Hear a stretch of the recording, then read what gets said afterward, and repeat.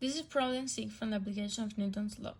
Here we have an object in an incline and the object is going upwards by a force of 50 newtons. We also have the angle of the incline that is 30 degrees and we have the mass of the object 2 kilograms. There is no friction in the incline. So in A we want to find the acceleration parallel to the plane. That means acceleration in the x-axis. So we are going to use this equation. The sum of the forces in the x direction is equals to mass times acceleration in the x direction. The force that are acting on the object in the x direction is this force that is pushing the object upwards, and the force of gravity.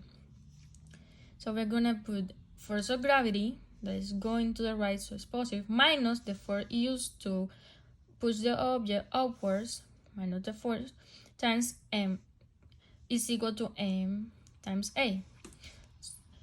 Like we don't have a value for Fg, the force of gravity, so we're going to use the angle of the inclines to find a value. So we're going to use this equation, mg times sine of the angle. So is this line in red over here.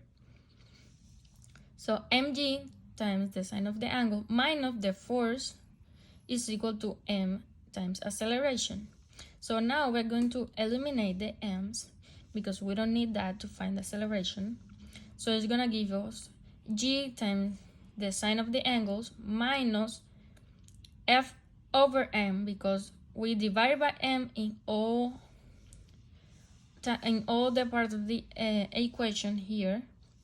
So m is over m, f is over m, times is equal to acceleration. So g is 9.8, sine of the angle that is 30 degrees minus the force used to push the object upwards, 15, divided by 2, because the mass is 2 kilograms, is equal to the acceleration in the x direction. So sine of 30 is 0.5 and 15 over 2 is 7.5. So we do this calculation and that is gonna give us negative 2.6. That's the value of the acceleration. That is negative because the acceleration is going in the direction of the force, and both of them are negative because they are going to the left side. So that's correct. Now in B, we want to find the force needed in order to have an acceleration 0 or a velocity of 0. So here we have the object, we have the both of the forces acting on the x direction. So we use this equation again. The sum of the forces acting on the x direction is equal to mass times acceleration, but we want the acceleration equal to 0, so we're gonna put an equal to 0 here. So all the forces acting on the x direction, we can see it right here, Fg minus F. So we find Fg is 9.9 newtons minus 15 plus F, because we want to find a force that is gonna give us the acceleration equal to 0. So that force is the thing that we want to find.